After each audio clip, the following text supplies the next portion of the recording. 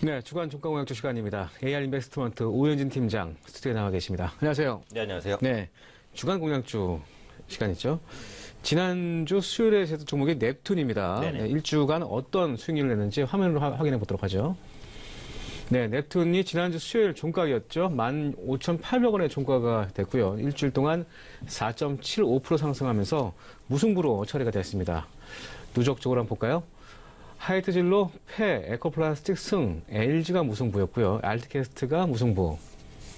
네, 그 다음에 CJ 대한통운 무승부, 한국컴퓨터, 넵튠까지 무승부를 기록을 했습니다. 주간 공약주이기 때문에 무승부가 좀 많습니다. 그러니까 승과 무의 기준은 이틀 안에 3% 기준으로 측정했다는 거 시청자 여러분들 참고하시기 바라겠고요. 그래도 무승부가 좀 많습니다. 예, 무승부가 좀 많은 것 같은데. 네, 그렇죠. 어쨌든 이번에는 좀 넵튠이 주간 4.7% 상승을 했습니다. 뭐 어쨌든 간에, 주가는 큰 폭으로 빠지지도 않고, 큰 폭으로 오르지는 않습니다만, 그래도 뭐, 좀 괜찮은 종목들인 것 같은데, 어떻게 보고 계신지요?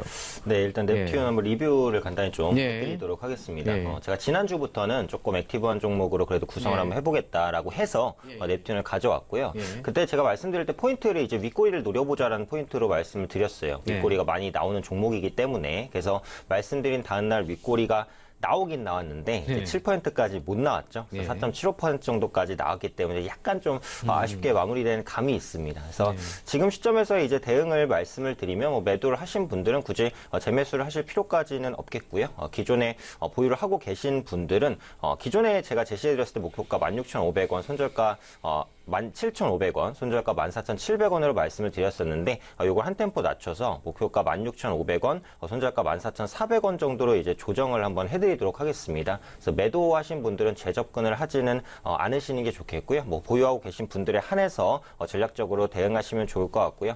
일단 단기적으로 그 수급이 유입된 이후에 1차적인 차익 매물이 나왔는데 14,000원 중반대에선 지지를 받을 것 같으니까 보유하고 계신 분들만 좀 참고해서 대응하시면 될 것 같습니다. 네, 목표가를 좀 낮췄습니다. 16,500원의 목표가를 제시해 주셨고요. 손절가는 14,400원. 보유하고 계신 분에 한해서만 AS 차원에서 말씀해 주셨다는 거 참고하시기 바라겠습니다. 자, 오늘 주간 중가공약주는 어떤 겁니까? 네, 오늘 제가 말씀드릴 종목은 사마 콘덴서입니다. 사마 콘덴서는 국내 유일의 콘덴서 종합 생산 업체입니다. 그래서 전력형과 세라믹형 콘덴서를 생산하고 있고요. 콘덴서라는 것은 이제 회로에 에너지를 모아서 그 충전 상태로 대기를 했다가 가동 시에 적절한 에너지를 공급하는 그런 소켓이다라고 보시면 되겠습니다. 뭐 대부분의 전자기기에 다 사용된다고 보시면 되겠고요. 매출 비중을 보면 MLCC가 42%, FC가 16%, DCC가 11%입니다. 이게 용어가 좀 생소하기 때문에 하나씩만 간략하게 설명을 드리면 이 MLCC는 적층 세라믹 콘덴서의 약자입니다. 전기를 저장한 이후에 이제 회로에 공급해주는 부품이고 가장 이제 대중적으로 많이 쓰이는 콘덴서다라고 보시면 되겠고요. FC는 필름 콘덴서입니다. 필름 양쪽에 전극을 두고 원통형으로 감은 콘덴서를 말합니다. DCC는 디스크 세라믹 콘덴서의 약자고요. 자동차의 전장 부품에 사용됩니다. 쉽게 말해서 각종 콘덴서를 생산하는 업체가 바로 이 사마 콘덴서다라고 보시면 되겠습니다. 네, 콘덴서 업체인 사만 콘덴서를 오늘 주간 종가 공약주로 준비해줬습니다. 투자 포인트는 어떤 게 있을까요? 네, 일단 투자 포인트 한 4가지 정도로 좀 말씀드리도록 하겠습니다. 우선은 MLCC 제품 가격이 상승을 한다는 거죠. 이 종목은 아까도 말씀드렸듯이 MLCC 매출 비중이 가장 높기 때문에 가장 중요합니다. 요즘에 IT 업황이 계속해서 괜찮기 때문에 MLCC에 대한 수요가 확대되면서 공급자 우위 시장이 형성되고 있다고 보시면 될 것 같고요. 일단 3분기에 한 차례 콘덴서의 가격 인상이 있었고 아마 내년에 추가적인 제품 가격 인상이 있지 않을까 싶습니다. 지금 일본 업체도 가격 인상을 본격적으로 진행을 하고 있는 상황이고요. 또 MLCC 가격을 올린 이후에 이제 주가가 후차적으로 좀 올라가는 경향이 있거든요. 그래서 오늘 같은 경우에 이제 시장 좋아서 또 같이 올라가기도 했는데 추가적인 상승 내용은 좀 남아있다라고 판단을 하고 있습니다. 두 번째는 스마트폰형 MLCC 수요 확대입니다. 최근에 출시되는 프리미엄 스마트폰은 갈수록 기능이 늘어나면서 그 직접 회로에 대한 수가 증가하고요. 그에 들어가는 MLCC에 대한 수요 역시도 증가한다고 보시면 되겠습니다. 그래서 3D 모듈 윗골이 적용된 아이폰 X 같은 경우 1000개 이상의 MLCC가 적용이 됩니다. 그래서 기존 대비해서 수량이 한 20% 정도 증가한 것이다라고 보시면 되겠고요. 중화권 스마트폰 업체를 중심으로 MLCC에 대한 수요가 지속적으로 증가하고 있다라고 보시면 될 것 같습니다. 다음으로 차량용 전장 부품 시장 성장에 따른 수혜입니다. 요즘에 스마트카 시장이 계속해서 커질 것으로 보이고 아마 내년부터 본격적으로 스마트카 시장이 개화가 될 것 같은데요. 차량용 전장 부품 시장의 성장이 좀 본격화되는 데 따른 수혜를 볼 수 있다라는 거죠. 2020년 같은 경우 전장 부품 시장 규모가 350조에 달할 것으로 보여집니다. 이 스마트카에는 자동차의 IT 부품이 들어가는 것이기 때문에 IT 부품에 또 필수적으로 쓰이는 MLCC에 대한 수요가 같이 좀 끌어올려진다라고 보시면 되겠죠. 추가적으로는 이 친환경차 시장 성장에 따라서 동사의 전력 변환 시스템에 대한 수요도 좀 증가할 수 있다라고 판단을 하고 있습니다. 마지막으로 체크해볼 포인트는 역시 실적입니다. 그래서 올해 같은 경우 그 사상 최대의 실적 달성이 전망이 됩니다.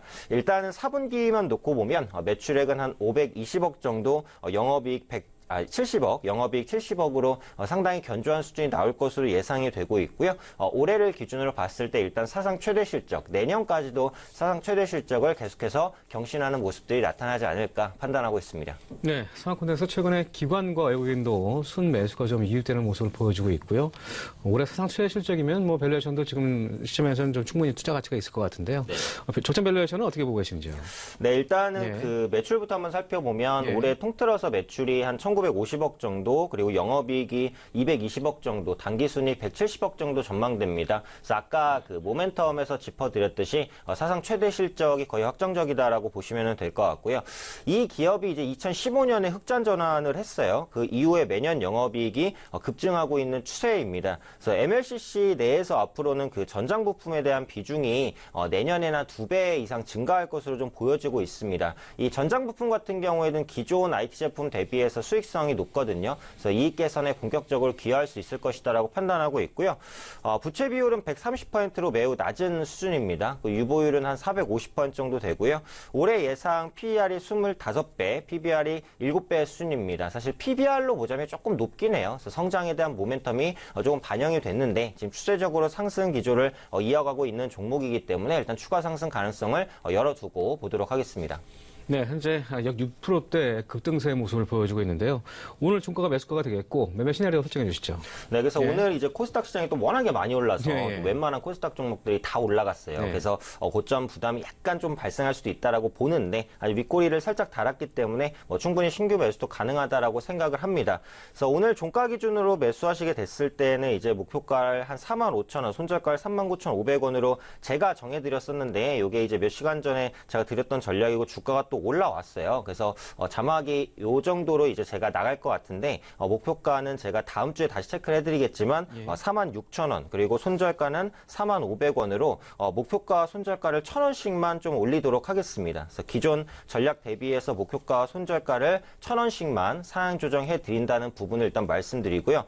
한 가지 이제 아쉬운 점이 그 거래일이 다음 주까지 이 거래일밖에 또 없어요. 그러다 보니까 거래일이 조금 부족해서 올라가는데 좀 탄력이 떨어질 수도 있지 않을까라는 생각이 드는데 일단 내일 주가가 중요할 것 같습니다. 그래서 오늘 종가 부근에서 탄력을 받고 올라간다면은 일단은 추가적인 상승이 가능할 것 같으니까요. 일단 거래일이 많지 않지만 추가적인 상승을 보여줄 수 있는 조금 액티브한 종목으로 오늘 사마 콘덴서를 좀 말씀드려봤습니다. 네, 오현진 팀장께서 방송 중에 목표가 손절가를 1,000원씩 올렸습니다. 네네. 네, 저희 그 스태프들이 좀 고생했습니다. 1,000원씩 올려서 46,000원을 목표가를 제시해 주셨고요.